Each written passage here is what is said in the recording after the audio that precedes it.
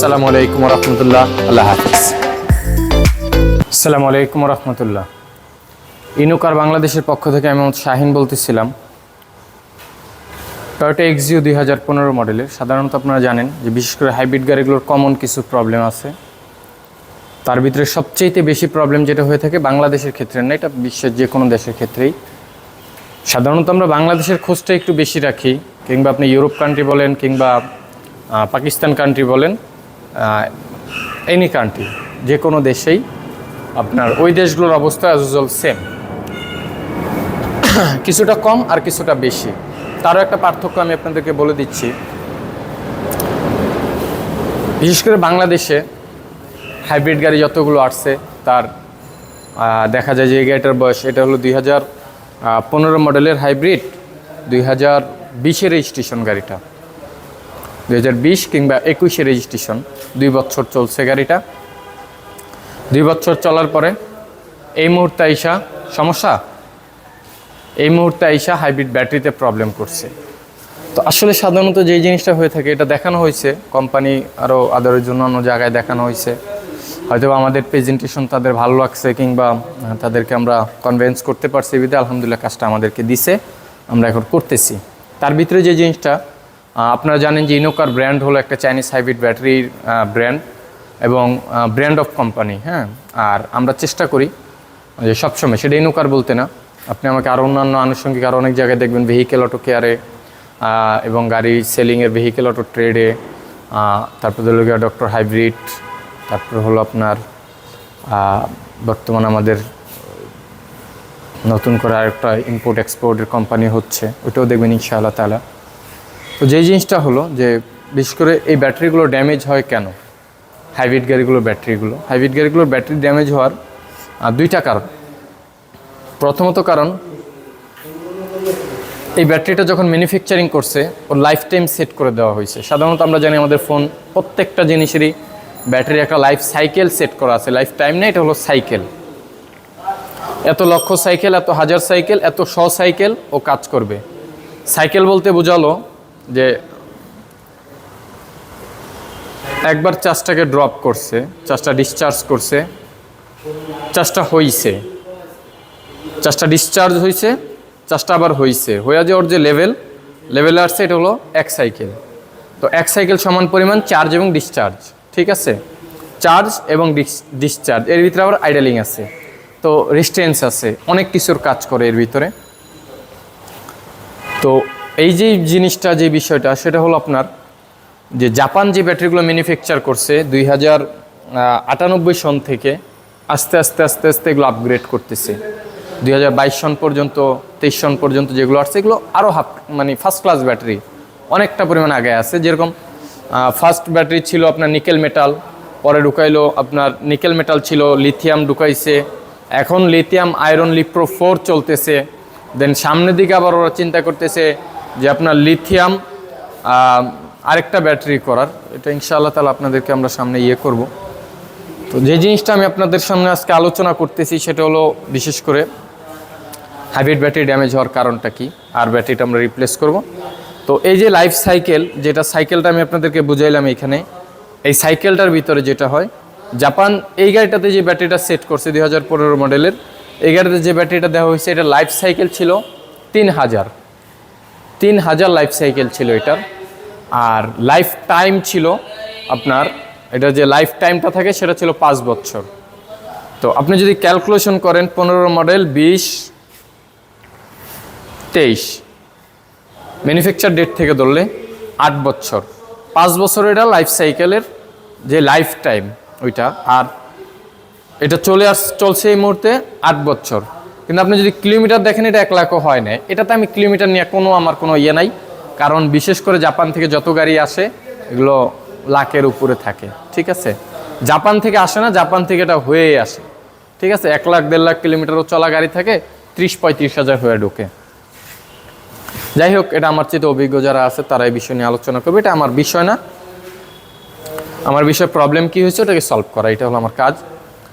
তো আমরা এই গাড়িটা দেখলাম, দেখার পরে আমরা এখন এই গাড়িটার যেই ব্যাটারি সিস্টেম, ব্যাটারিটা চলুন আপনাদেরকে একটা নজর আমরা ব্যাটারিটা দেখাই, যে ব্যাটারিটা আমরা স্ক্যান করে দেখাই যে প্রবলেম হলে কি হয় সাধারণত এই গাড়িগুলোর ব্যাটারি ড্যামেজের ক্ষেত্রে। দেখি, তো চলুন আপনাদেরকে আমি একটু দেখাই ফিজিক্যালিভাবে যে আসলে ওই গাড়িটার কী হয়েছে। নোহাই স্কোয়ারটার দেখো তো, hybrid battery cooling fan tan মনে হয় এগুলো ক্লিন করা লাগবে না, আর কি করা লাগবো? তাহলে এক কাজ করো, ওইখানে রেখে খুলে ফেলো, ওই সাইডে সিটটা ফেলায় রেখে খুলে এলো ওইটা। তো যে জিনিসটা হলো, তো আমাদের গেটের বাইরে একটা গাড়ি আছে, এই হলো রাজা আমাদের ফোরম্যান। তো গেটের বাইরে আমাদের আরেকটা গাড়ি আছে, ওই গাড়িটারও দেখতে যাচ্ছে। তো চলুন আপনাদেরকে দেখাই। আমি ইগনিশন দিলাম, পাওয়ার এটা ছিল পাওয়ার। এই যে দেখেন ম্যাল ফাংশন লেখা চলে আসছে। আপনি খেয়াল করেন এখানে প্রিকলিশন সিস্টেম ফ্লাশ করতেছে।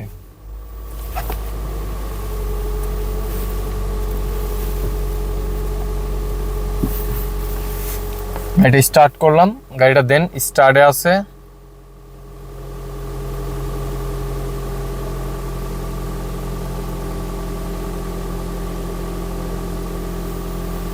আচ্ছা, এটা গেল।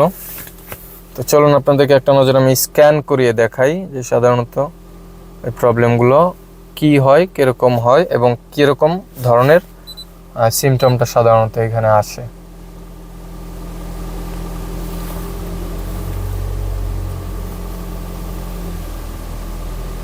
গাড়ির ব্যাটারির চার্জটা আপনাদেরকে একটা নজর আমি দেখিয়ে নিই। দেখেন ব্যাটারির চার্জ, আপনি কিভাবে বুঝবেন যে আপনার হাইব্রিড ব্যাটারিটা ড্যামেজ আছে কিনা, উইক আছে কিনা? আপনার ব্যাটারির চার্জ থাকবে হলো আপনার, মানে এইভাবে চললে ফুল হয়ে যাবে, এভাবে চললে গাড়ির চার্জ ফুল হয়ে যাবে। হ্যাঁ, কিন্তু আপনার হাইব্রিডে শিফট করবে না, ও কিন্তু চাচ্ছে, শিফট করতে চাচ্ছে, বাট ও পারতেছে না। আচ্ছা, এটা আমাদের 13 থেকে 15 দিব কোনটা? দেখেন 87,000 কিলোমিটার গাড়ি সামথিং, কিন্তু এগুলোর ভিতরে অনেক বিষয় থাকে। 15 এটা অটোমেটিক নিয়ে নিছে, ও 13 আসে, অনেক সময় 14 আসে, 12 আসে। এটা আসলে আপনার অনেক সময় দেখা যায় ডিভাইস ডিটেকশন করতে যেটা ওর সহজ হয়, ওইটাই ডিটেক্ট করে। তো আমরা এখন দেখতেছি যে আমাদের প্রবলেমটা আসলে কী ধরনের প্রবলেম এবং কি হয়ে থাকে। আর আমরা এই গাড়িটার হাইব্রিড ব্যাটারি রিপ্লেস করে এটাতে চাইনিজ ব্যাটারি প্যাক ইনস্টল করব ইনশাআল্লাহ তাআলা। আর আমি এর মাঝখানে আমি বলে রাখি, স্ক্যান হইতে হইতে অবশ্যই আপনারা মুসলমান জাতি যারা আছেন, এক মুসলমান আর এক মুসলমানের হলো ভাই। অতএব বর্তমান আমরা জানি যে পুরো বিশ্বে একটা থমথমে একটা অবস্থা চলতেছে ফিলিস্তিন, গাজা এবং ইসরায়েল নিয়ে।